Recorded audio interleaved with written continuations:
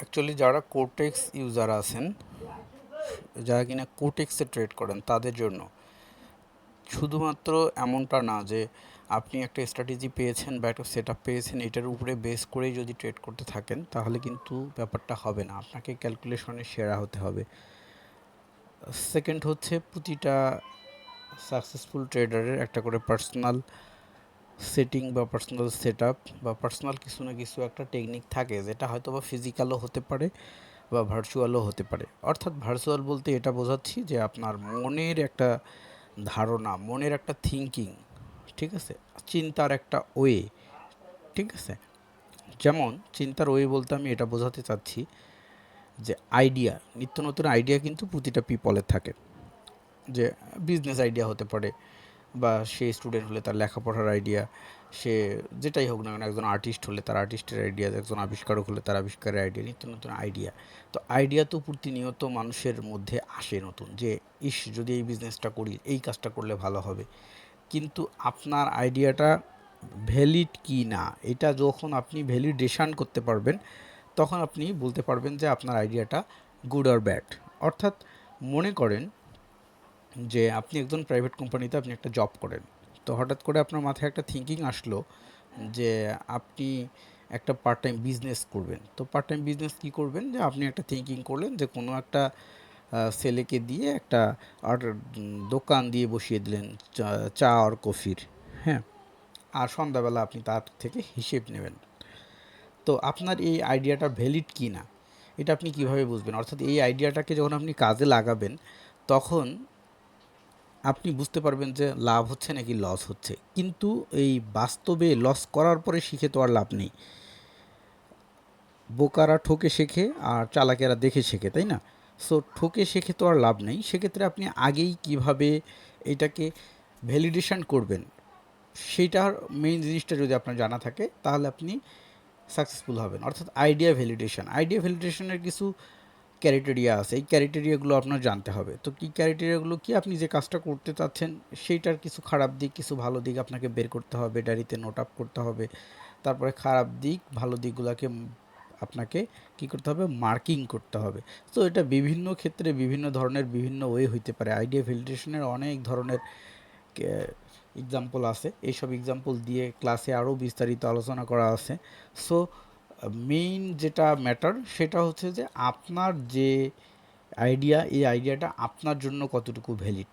একটা আইডিয়া একজনের জন্য যতটুকু ভ্যালিড, অপরজনের জন্য ততটুকু ভ্যালিড নয়।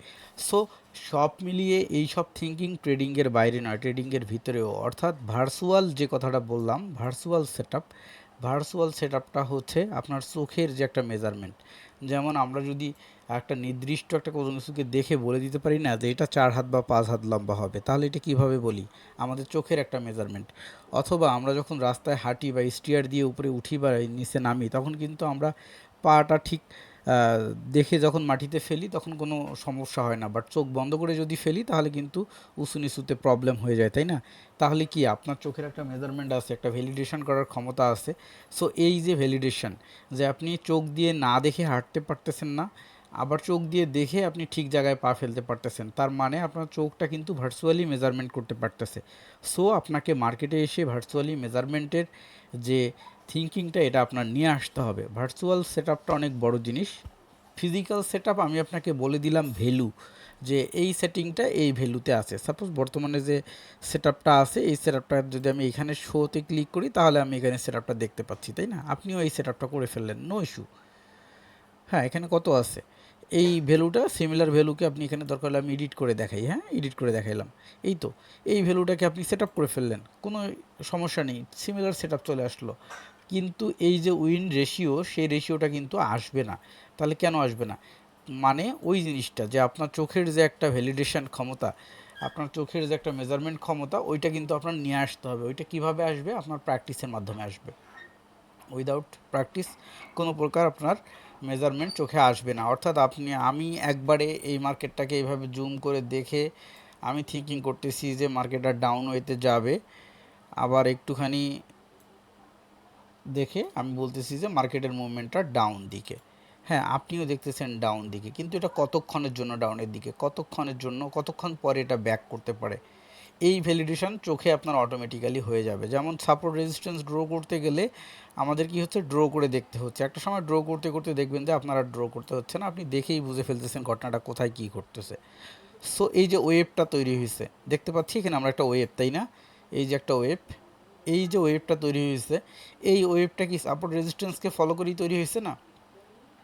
তারপরে এখান থেকে যখন ব্রেকআউট করে গেল, ব্রেকআউট করে যাওয়ার পরে আমরা যদি এখান থেকে আবার ধরি, এই যে একটা ওয়েভ তৈরি হয়েছে না, সাপোর্ট রেজিস্ট্যান্সকে ধরেই তো ওয়েভটা তৈরি হয়েছে। তাহলে এই যে মেজারমেন্টটা, চোখের মেজারমেন্টটা, এটা নিয়ে আসতে হবে। নতুন স্ট্র্যাটেজি টেস্টিং চলতেছিল আজকের দিনে, 16 তারিখ না, আজকের দিনে এখানে টোটাল ট্রেড করা হয়েছে কয়টা, 10টা। হ্যাঁ, 10 দেখাচ্ছে, দেখতে পাচ্ছেন মনে হয়, স্ক্রিনটা ছোটো দেখাচ্ছে, একটু জুম করে নিই। ও জুম করলে তো কিছুই দেখা যায় না, নো ইস্যু।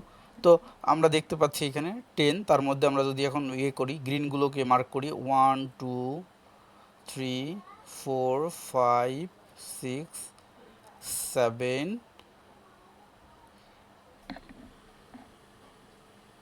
আরেকটু জুম আউট করে নিই, তাহলে একই ডিসপ্লেতে দেখতে পারলে সবার সুবিধা হবে। আচ্ছা, এই তো হয়ে গেছে মনে হয়, আরও একটু ছোটো করতে হবে। ওকে, আমি আরও জুম আউট করে নিলাম। হ্যাঁ, একবারে দেখতে পাচ্ছি এখানে 1 2 3 4 5 6 7 8 9 10, এই যে 10টা ট্রেড, তার মধ্যে সবগুলোই ডাউন, অর্থাৎ রেড কালার দেখাচ্ছে। হ্যাঁ, আর এই যে 1 2 3, এই যে 3টা হচ্ছে লসেস, আর আপনার এই বাকি 7টা হচ্ছে উইন। এবার আমরা একটু জুমের দিকে যাচ্ছি।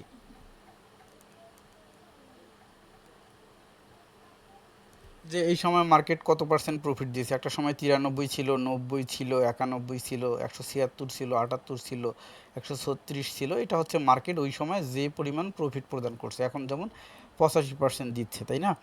আমরা যদি এখানটাতে ক্লিক করি, এখানটাতে ক্লিক করলে এটা ডিটেলস ওপেন হচ্ছে, অর্থাৎ আমাদের ট্রেডটা কোথায় ওপেনিং ছিল, কোথায় ক্লোজিং ছিল, ট্রেডটা কতক্ষণের জন্য ছিল, 5 মিনিটের জন্য ছিল। এটা হচ্ছে আমাদের, আমরা যে শেয়ারটা কিনেছিলাম মার্কেট থেকে, সেই শেয়ারটা যখন কিনেছিলাম তখন 93% প্রফিট দিচ্ছিল মার্কেট, মেক্সিকান মার্কেট। ওকে, আর এটা হচ্ছে যে কি, এটা ছিল আমাদের শেয়ারটা বাই করার আইডি, ঠিক আছে? এটা ছিল ওপেনিং প্রাইস, অর্থাৎ শেয়ারটা যখন আমরা কিনি মার্কেট থেকে, যখন আমরা পারচেস করি ওই সময়ের এটা ওপেনিং প্রাইস ছিল। আর যখন আমাদের শেয়ারটা আমরা সেল করে দিই তখন আমাদের ক্লোজিং প্রাইস ছিল এইটা, ঠিক আছে? তো আমরা যেহেতু ডাউন নিয়েছিলাম, তাহলে আমাদের ওপেনিং হবে কি, আপে, অর্থাৎ বেশিতে আমরা বাই করে কমে সেল করছি, ঠিক আছে? অর্থাৎ আমরা তো এখানে উভয়মুখী প্রফিট করি, আমরা বেশিতে কিনে কমে সেল করেও প্রফিট করতে পারি, আবার কমে সেল করে বেশিতে বিক্রি করেও প্রফিট করতে পারি, তাই না? আপ অ্যান্ড ডাউন করতে পারি। তো সেক্ষেত্রে আমাদের এটা কী ছিল, আমাদের ওপেনিং প্রাইস ছিল 1985352, আর আমাদের ক্লোজিং প্রাইস কত ছিল, 1985248। তার মানে আমাদের এখানে কত কম বেশি ছিল, আমাদের এখানে ছিল 248 আর এখানে ছিল 352। আমরা যদি একটু ক্যালকুলেশন করার চেষ্টা করি,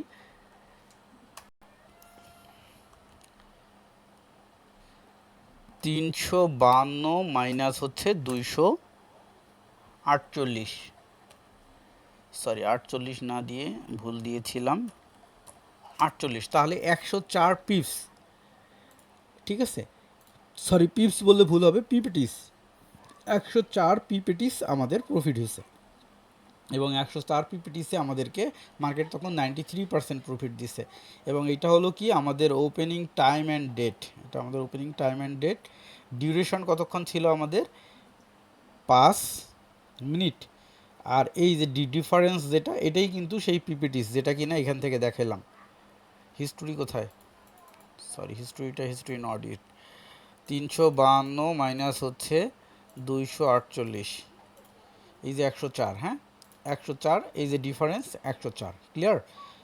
তো মার্কেট তাহলে আমাদেরকে কেন প্রফিট দিল, এখানে প্রফিট দিল হচ্ছে আমরা যে ওপেনিং পজিশনে প্রাইসটা কিনছিলাম, আমরা বলে দিয়েছি মার্কেট এর থেকে ডাউন প্রাইসে অমুক জায়গায় গেলে আমি 5 মিনিট পরে সেল করে দেবো।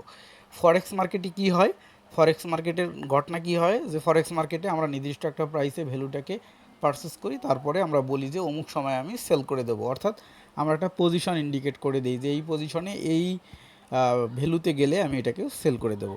সো ফরেক্স আর বাইনারির মধ্যে তাহলে আমরা পার্থক্য কি দেখতে পাইলাম, ফরেক্স আর বাইনারির মধ্যে আমরা পার্থক্য এতটুকুই দেখতে পাইলাম যে আমরা ফরেক্সে চাইলেও 1 মিনিটের জন্য ট্রেড নিতে পারি, 5 মিনিটের জন্য ট্রেড নিতে পারি পজিশন ভিত্তিক, যেটাকে কিনা স্কাল্পিং বলে। আর আমরা সেম থিওরিটাকে ইউজ করে বাইনারিতেও ট্রেড নিতে পারি। এখানকার প্রতিটা ট্রেড ডাউন ট্রেড ছিল, এই যে রেড দেখতে পাচ্ছেন প্রতিটাই ডাউন, আর প্রতিটাই ছিল কিন্তু 5 মিনিটের। এটা একটা নিউ স্ট্র্যাটেজি। এই সেট আপটা সবার কাছে আছে। মুভিং অ্যাভারেজ 5 আর ফ্র্যাকটাল হচ্ছে 3। মুভিং অ্যাভারেজ 5, ফ্র্যাকটাল হচ্ছে 3।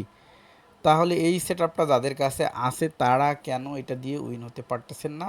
প্রধান মেইন কারণ কি? চোখের মেজারমেন্ট কীভাবে আসবে? প্র্যাকটিস যদি একা একা করতে প্রবলেম হয় তাহলে আমার সাথে প্র্যাকটিস করবেন। আমার সাথে প্র্যাকটিস করলে আমি আপনার ভুলগুলো সহজেই বুঝতে পারবো, আমি ধরিয়ে দিতে পারবো।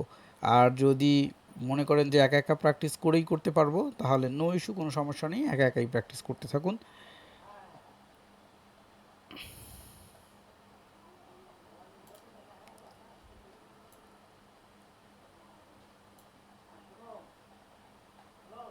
আর একটা জিনিস যেটা কিনা বলে দিতেই হচ্ছে, প্রতিটা অ্যামাউন্ট দেখেন 100 প্রতিটা অ্যামাউন্ট কিন্তু 100 করে। প্রতিটা অ্যামাউন্ট 100 কেন? ব্যাপারটা তো এমনও হতে পারতো যে আমার যখন 3টা প্রফিট চলে আসছে, আমি একটাকে কি করতে পারতাম যে 73 বা 91, 76, 91, 76 আর হলো 78, এই 3টা মিলে আমি কত হইলো, তার মানে 150 টাকার মতো। তাহলে আমি আরও 150, 250 করে তো করতে পারতাম, কেন করিনি? এটা হলো মানি ম্যানেজমেন্ট। অর্থাৎ আপনি প্রফিটে যান আর লসে যান, আপনি যেদিকেই যান না কেন, আপনার মানি ম্যানেজমেন্টকে আপনার কন্ট্রোল করতে হবে। অর্থাৎ আপনি যদি অতি উদ্গ্রীব হয়ে ডিপোজিট বাড়ায় দেন, যদি বাই চান্স ঘটনা ঘটে যায়, শেষ। আবার যদি আপনি অতি মানে এংরি হয়ে, এংজাইটি নিয়ে যদি আবার আপনি জেদ করা শুরু করেন, তাহলেও কিন্তু শেষ। সেক্ষেত্রে এই যে নিয়মের কথা বারবার বলি, এটা হচ্ছে কিন্তু নিয়ম, যে আপনি দেখতেই পাচ্ছেন এই অ্যামাউন্টটা, এবং এইখানেও যে খুব বড় একটা বিগ অ্যামাউন্ট আছে তা কিন্তু না, ঠিক আছে। আর একটা সতর্কতা, সেটা হচ্ছে অধিকাংশ ক্ষেত্রেই দেখতে পাবেন যে অনেকেই এইভাবে লাইভে দেখাচ্ছে যে এই যে লাইভ অ্যাকাউন্ট, এইখানে দেখবেন যে অনেকগুলো অ্যামাউন্ট দেখাচ্ছে, ট্রেড করতেছে, সবই ঠিকঠাক আছে। এই জায়গাটাতে খেয়াল করবেন যে কি লেখা আছে, কিউএক্স ব্রোকার ইএনজি ট্রেড। হ্যাঁ, খেয়াল করবেন, এই জিনিসটা কিন্তু অনেক বড় জিনিস। qtexbroker.com eng.trade। আমি যদি এখন রিলোড করি, তাহলে কি দেখাচ্ছে? আমার লাইভ অ্যাকাউন্ট 673 টাকা যা আছে তাই আছে, এখানকার যা হিস্টোরি তাই আছে, এবং এটাও ঠিক আছে। এখন যদি আমি ডেমো অ্যাকাউন্টে যাই, ডেমো অ্যাকাউন্ট, তাহলে এইখানে কি দেখাচ্ছে? কিউটেক্স ইএনজি ডেমো অ্যাকাউন্ট। অনেকেই কি করে, এইটাকে চেঞ্জ করে ফেলে, এইখানে টেমপ্লেট করে এইখানে লাইভ অ্যাকাউন্ট লেখাটা দেখায়, এরকম একটা অ্যামাউন্ট দেখায়, আর এইখানে এসে দেখবেন যে ডেমো ট্রেড লেখাটাই থাকে। অনেকেই আছে যারা এরকম আছে, তারা দেখলে আমার উপরে ক্ষেপে যাবে, রাগ করবে, বাট সবাইকে সতর্ক করে দিচ্ছি যে এরকম দেখে আসলে তাকে দেখে খুব বেশি হওয়ার কারণ নাই, যে উনি খুব ভালো কিছু করতেছে, অনেক টাকা ইনকাম করতেছে, এমনটা কোনো কিছু নাই, ঠিক আছে।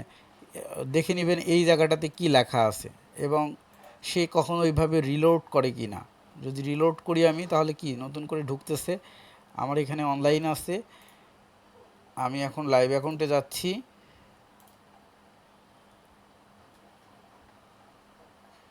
এবার লাইভ অ্যাকাউন্টে চলে আসছে, এই যে চাইলে পুনরায় আবার রিলোড করতেছি। এবং ম্যাটারটা এমন, অনেকেই ব্যাপারটা দেখাই আবারও, যে নতুন করে ব্রাউজার ওপেন করলাম, করার পরে কিউটেক্স আসলাম, এই যে লগ ইনে ক্লিক করলাম, আমার আইডিতে লগ ইন করা ছিল, হয়ে গেল, ঠিক আছে। যা স্ট্যাটাস লাইভ অ্যাকাউন্ট ইএনজি ট্রেড, আর যখন ডেমো থাকবে তখন এখানে ডেমো লেখা থাকবে। অনেকেই কি করবে, লাইভ অ্যাকাউন্ট এখানে দেখাবে, কিন্তু এখানে ডেমো লেখা আছে, যারা কি না এডিট করে দেখায়। সো এই জিনিসগুলো থেকে সাবধান থাকবেন। দেখা যাবে যে আপনাকে অস্থির করে ফেলতেছে এই সব লোভ দেখায়, কিন্তু একটা সময় আপনি যে দেখবেন যে সে ধোকায় পড়ে গেছেন। তো বেস্ট অফ লাক সবার জন্য। 9টা থেকে ক্লাস শুরু হবে এই ব্যাচ জানি কোনটা, এইটা।